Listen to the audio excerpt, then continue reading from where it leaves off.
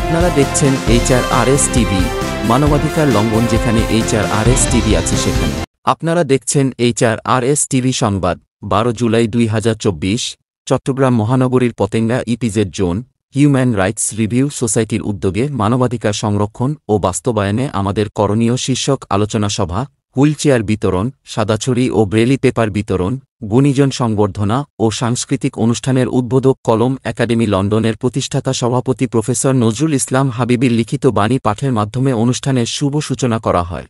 আন্তর্জাতিক খ্যাতিসম্পন্ন মানবাধিকার নেতা বীর মুক্তিযোদ্ধা ইউনুসুর রহমান বুলুর সভাপতিত্বে অনুষ্ঠানে প্রধান অতিথির আসন অলঙ্কৃত করেন golden hero of human rights খেতাবপ্রাপ্ত আন্তর্জাতিক মানবাধিকার নেতা বাংলাদেশ সুপ্রিম কোর্টের আইনজীবী হিউম্যান রাইটস রিভিউ সোসাইটির প্রতিষ্ঠাতা চেয়ারম্যান ও প্রধান নির্বাহী অ্যাডভোকেট মোহাম্মদ সাইদুল হক সাইদ শাওন।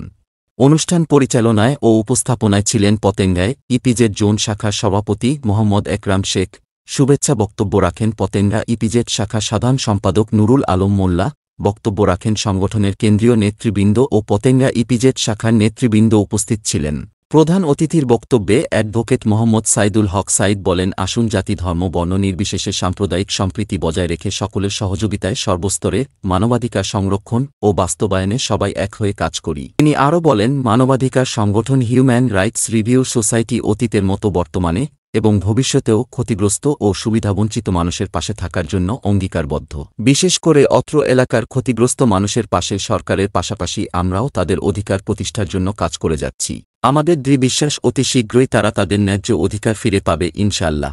HRRS টিভি দেখুন, লাইক করুন, শেয়ার করুন, সাবস্ক্রাইব করুন, আমাদের সঙ্গে থাকুন। বক্তব্যে কি বলছে শুনুন। সত্য, এখানে আমরা হিন্দু মুসলমান সহ বৌদ্ধ খ্রিস্টান অনেক ধর্মের মানুষ আছি কিনা? আছি, সবাই ভাই ভাই হিসাবে আছি। কারণ আমি তো আমার ধর্ম পছন্দ করেছি। আল্লাহকে বলেছি যে আমাকে মুসলিম ধর্মে ইসলাম ধর্মে পাঠাও, হিন্দু কি বলেছে আমাকে হিন্দু ধর্মে পাঠাও, বৌদ্ধ কি বলেছে আমাকে বৌদ্ধ ধর্মে পাঠাও। কি বলেন? এটা আমার চাওয়া ছিল না, আমার প্রভুর চাওয়া যে আমি কোথায় থাকলে ভালো কাজ করতে পারবো, কোথায় থাকলে আমি ন্যায় বিচার প্রতিষ্ঠা করতে পারবো। এখানে কালো আছে, সাদা আছে না? হিন্দু আছে, বৌদ্ধ আছে, খ্রিস্টান আছে, আদিবাসী আছে, উপজাতি আছে কি না? এবং নানা রকম পলিটিক্যাল পার্টির লোক আছে না? আমরা সবাই প্রতি কি শ্রদ্ধা জানাই, সম্মান জানাই। মানবাধিকার সংস্থা আছে না? আরো সামাজিক সাংস্কৃতিক সংগঠন আছে না? কারোর প্রতি আমাদের বিদ্বেষ নেই, আছে। আবার নানা পেশায় আমরা আছি। আমি ওকালতি পেশায় আছি, কি আপনারা জানেন? উকিল। আবার হৃদয়ের টানে মানবাধিকারে আমাদের আসতে হয়, শুধু উকিল হয়ে জন্মাই নাই। কি বলেন? তাহলে তো আপনাদের এই ব্যথার সাথী হতাম না, আপনাদের এই ব্যথার কি সাথী হতাম না। এসি রুমে বসে থাকতাম, কি সেখানে আনলিমিটেড ফি আছে না? আছে, কিন্তু সেটাই যথেষ্ট নয়। সেখানে আয় করতে হবে, ঠিক আছে, কিন্তু এটা গরিবের মধ্যে বিলাতে হবে, অসহায় মানুষের মধ্যে বিলাতে হবে কি না? আজকেও আমরা আমাদের এই অনুষ্ঠানে একজন আমাদের প্রতিবন্ধী